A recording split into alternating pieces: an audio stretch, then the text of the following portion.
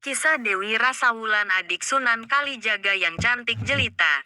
Sudah banyak orang tahu bahwa Sunan Kalijaga itu aslinya bernama Raden Said.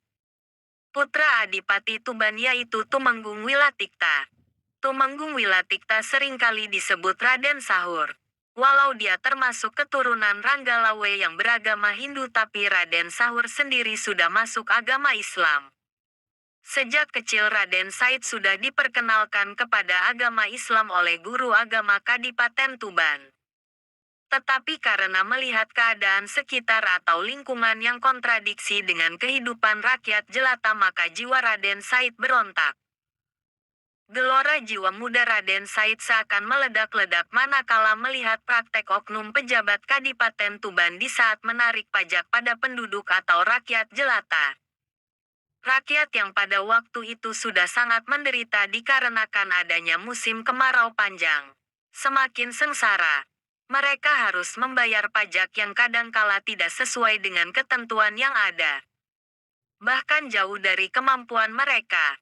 Seringkali jatah mereka untuk persediaan menghadapi musim panen berikutnya sudah disita para penarik pajak. Raden Said yang mengetahui hal itu pernah mengajukan pertanyaan yang mengganjal di hatinya. Suatu hari dia menghadap ayahandanya. Rama Adipati. Rakyat tahun ini sudah semakin sengsara karena panen banyak yang gagal, kata Raden Said. Mengapa pundak mereka masih harus dibebani dengan pajak yang mencekik leher mereka?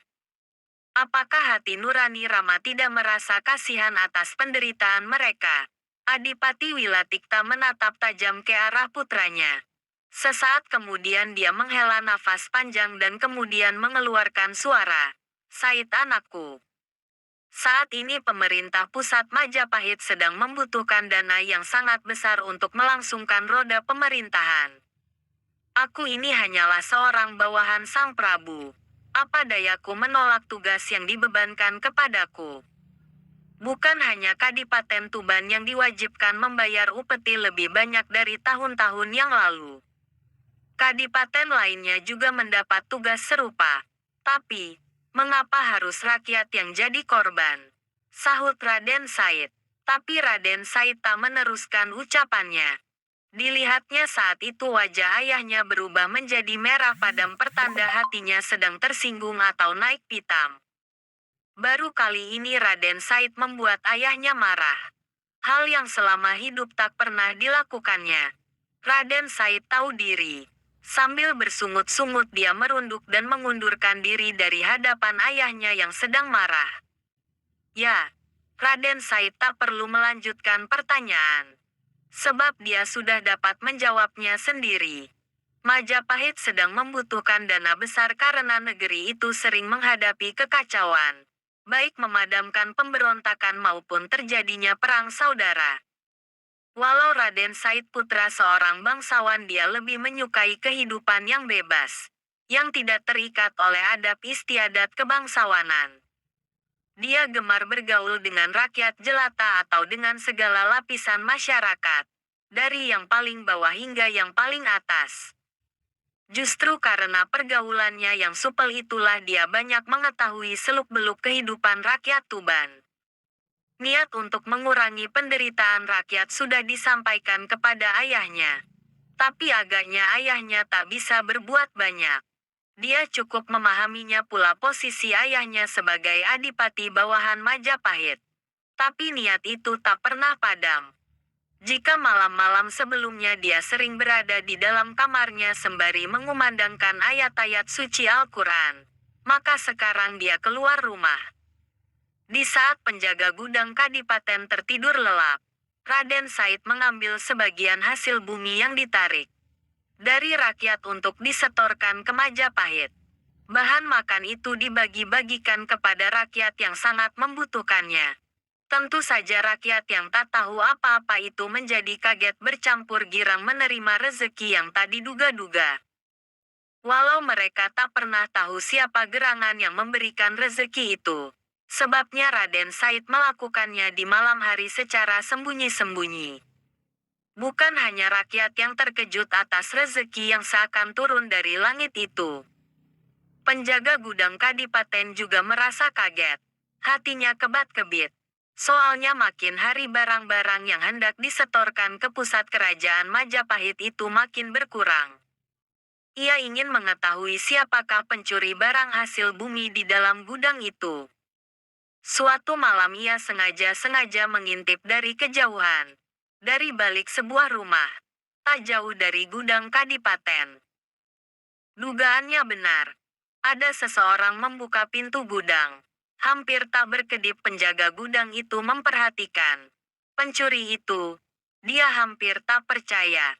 Pencuri itu adalah Raden Said, putra junjungannya sendiri.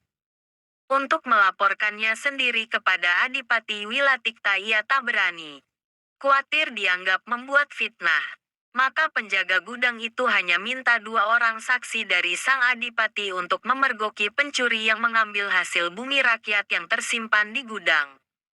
Raden Said tak pernah menyangka bahwa malam itu perbuatannya bakal ketahuan. Ketika ia hendak keluar dari gudang sambil membawa bahan-bahan makanan, 3 orang prajurit kadipaten menangkapnya beserta barang bukti yang dibawanya. Raden Said dibawa ke hadapan ayahnya. Sungguh memalukan sekali perbuatanmu itu. Hardik Adipati Wilatikta. Kurang apakah aku ini? Benarkah aku tak menjamin kehidupanmu di istana kadipaten ini? Apakah aku pernah melarangnya untuk makan sekenyang-kenyangnya di istana ini? Atau aku tidak pernah memberimu pakaian? Mengapa kau lakukan perbuatan tercela itu? Raden Said tidak mengeluarkan suara. Biarlah. Bisik hatinya. Biarlah orang tak pernah tahu untuk apa barang-barang yang tersimpan di gudang kadipaten itu kuambil. Biarlah ayahku tak pernah tahu kepada siapa barang-barang itu kuberikan. Adipati Wilatikta semakin marah melihat sikap anaknya itu. Raden Said tidak menjawabnya untuk apakah dia mencuri barang-barang hasil bumi yang hendak disetorkan ke Majapahit itu. Tapi untuk itu Raden Said harus mendapat hukuman. Karena kejahatan mencuri itu baru pertama kali dilakukannya maka dia hanya mendapat hukuman cambuk 200 kali pada tangannya. Kemudian disekap selama beberapa hari. Tak boleh keluar rumah. Jerakah Raden Said atas hukuman yang sudah diterimanya. Sesudah keluar dari hukuman dia benar-benar keluar dari lingkungan istana. Tak pernah pulang sehingga membuat cemas ibu dan adiknya. Apa yang dilakukan Raden Said selanjutnya? Dia mengenakan topeng khusus, berpakaian serba hitam dan kemudian merampok harta orang-orang kaya di Kabupaten Tuban. Terutama orang kaya yang pelit dan para pejabat kadipaten yang curang. Harta hasil rampokan itu pun diberikannya kepada fakir miskin dan orang-orang yang menderita lainnya. Tapi ketika perbuatannya ini mencapai titik jenuh ada saja orang yang bermaksud mencelakakannya. Ada seorang pemimpin perampok sejati yang mengetahui aksi Raden Said menjarah harta pejabat kaya. Kemudian pemimpin rampok itu mengenakan pakaian serupa dengan pakaian Raden Said. Bahkan juga mengenakan topeng seperti topeng Raden Said juga. Pada suatu malam, Raden Said yang baru saja menyelesaikan salat Isya mendengar jerit tangis para penduduk desa yang kampungnya sedang dijarah perampok. Dia segera mendatangi tempat kejadian itu. Begitu mengetahui kedatangan Raden Said, kawanan perampok itu segera berhamburan melarikan diri. Tinggal pemimpin mereka yang sedang asyik memperkosa seorang gadis cantik. Raden Said mendobrak pintu rumah si gadis yang sedang diperkosa. Di dalam sebuah kamar dia melihat seseorang berpakaian seperti dirinya. Juga mengenakan topeng serupa sedang berusaha mengenakan pakaiannya kembali. Rupanya dia sudah selesai memperkosa gadis itu. Raden Said berusaha menangkap perampok itu. Namun pemimpin rampok itu berhasil melarikan diri. Mendadak terdengar suara kentongan dipukul bertalu-talu. Penduduk dari kampung lain berdatangan ke tempat itu.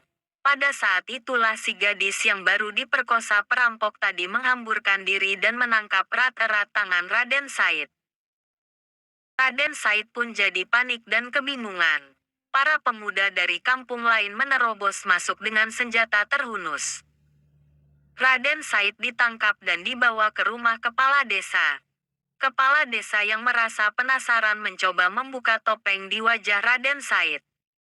Begitu mengetahui siapa orang di balik topeng itu, sang kepala desa jadi terbungkam.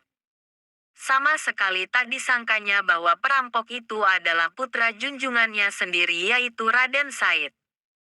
Gegerlah masyarakat pada saat itu. Raden Said dianggap perampok dan pemerkosa. Si gadis yang diperkosa adalah bukti kuat dan saksi hidup atas kejadian itu. Sang kepala desa masih berusaha menutup aib junjungannya. Diam-diam ia membawa Raden Said ke istana Kadipaten Tuban tanpa diketahui orang banyak. Tentu saja sang adipati menjadi murka. Sang adipati yang selama ini selalu merasa sayang dan selalu membela anaknya kali ini juga naik pitam. Raden Said diusir dari wilayah Kadipaten Tuban. Pergi dari Kadipaten Tuban ini. Kau telah mencoreng nama baik keluargamu sendiri. Pergi. Jangan kembali sebelum kau dapat menggetarkan dinding-dinding istana Kadipaten Tuban ini dengan ayat-ayat Al-Quran yang sering kau baca di malam hari. Sang Adipati Wilatikta juga sangat terpukul atas kejadian itu. Raden Said yang diharapkan dapat menggantikan kedudukannya selaku Adipati Tuban ternyata telah menutup kemungkinan ke arah itu. Sirna sudah segala harapan sang adipati. Hanya ada satu orang yang tak dapat mempercayai perbuatan Raden Said, yaitu Dewi Rasawulan, adik Raden Said. Raden Said itu berjiwa bersih luhur dan sangat tidak mungkin melakukan perbuatan keji. Hati siapa yang takkan hancur mengalami peristiwa seperti ini? Raden Said bermaksud menolong fakir miskin dan penduduk yang menderita, tapi akibatnya justru dia sendiri yang harus menelan derita. Diusir dari Kadipaten Tuban. Orang tua mana yang tak terpukul batinnya mengetahui anak dambaan hati tiba-tiba berbuat jahat dan menghancurkan nama dan masa depannya sendiri. Tapi itulah peristiwa yang memang harus dialami oleh Raden Said. Seandainya tidak ada fitnah seperti itu, barangkali Raden Said tidak bakal menjadi seorang ulama besar, seorang wali yang dikagumi oleh seluruh penduduk tanah Jawa. Raden Said betul-betul meninggalkan Kadipaten Tuban. Dewi Rasawulan yang sangat menyayangi kakaknya itu merasa kasihan.